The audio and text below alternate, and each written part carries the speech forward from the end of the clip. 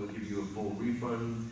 And within a year, there were 60 of these businesses in Canada throughout 1994. And so this was going really well. And so I came to Amsterdam. This is how Europe influenced me very greatly. I came to Amsterdam in 1994. I remember Mishka was there. We were on a panel together. I sat very close to you, in fact, perhaps beside you. And I heard Ben Dronkers get up. And he was to give a report from the Netherlands. And Mishka was going to give a report from France, and I was giving the report from Canada. And I felt so inadequate after I listened to Ben Dronkers. He said, well, we have sold millions and millions of seeds that have produced 10 million pounds of marijuana that have affected change in all these countries, and I was very, very envious.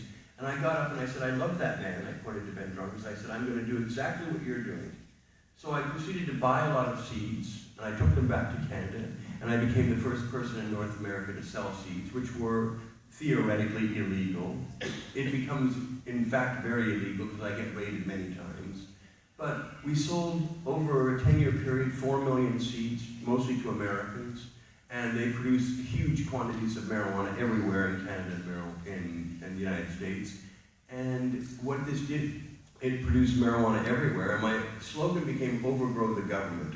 It was, like I say, I have this heroic self-image of myself as a revolutionary, a peaceful one, but a revolutionary nonetheless. And so the term "overgrow the government" was a nice play on the term "overthrow the government." But instead we would overgrow them peacefully and honestly, but we would simply grow so much marijuana that the government would not be able to keep up with it.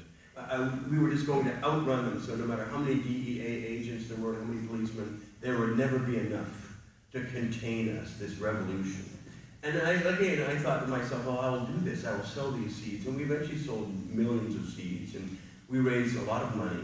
In fact, a lot of money. I sold $14 million worth of seeds in 10 years, and the profit was about $5 million, which I would give away. So in 1998, I gave money to pay for the signature gathering in Washington, D.C. that put medical marijuana on the ballot, and it was successful. And then I gave more money to Colorado in the year 2000 to get the signatures on their ballot initiative, and that was also very successful. And I thought this was just a wonderfully subversive idea, that I would sell seeds and then I would subvert the American political system by financing all these activities to basically overgrow the government. So I thought, this is just wonderful fun. I mean, I can't imagine anything more really exciting than to change the way the world is using this money. So we gave $5 million away in this 10-year period to all these different groups trying to legalize, and including places in Israel and New Zealand. We got involved in their national election. We helped buy advertising for the Marijuana Party. The Global Marijuana March we sponsored for its first 5 years.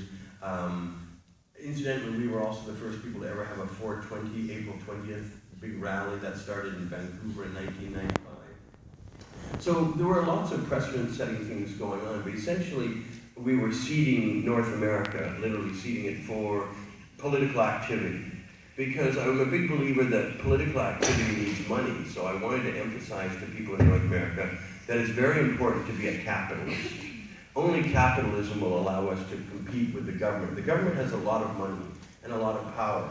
And so I felt that our people needed to be empowered with money and a philosophy of capitalism, because any other philosophy will not be politically successful. You cannot be anarchic, although I am very anarchist in my beliefs, libertarian anarchist, but you really need to have firm economic belief in money in order for political activity to succeed. All good political activity requires money to influence by advertising, to create political parties, to finance all this activity. So at the same time we were earning a lot of money and I was giving it away to people, and then also I would break the law whenever it was suitable. So I have been raided for selling seeds 5 times, the final time I ended up in the United States.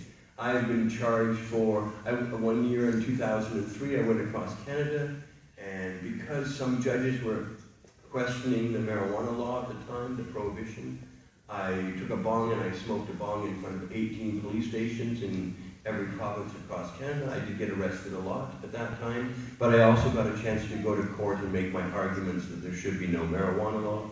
And so I've been doing things like this for 25 years. And I believe that that had a big influence on changing Canada.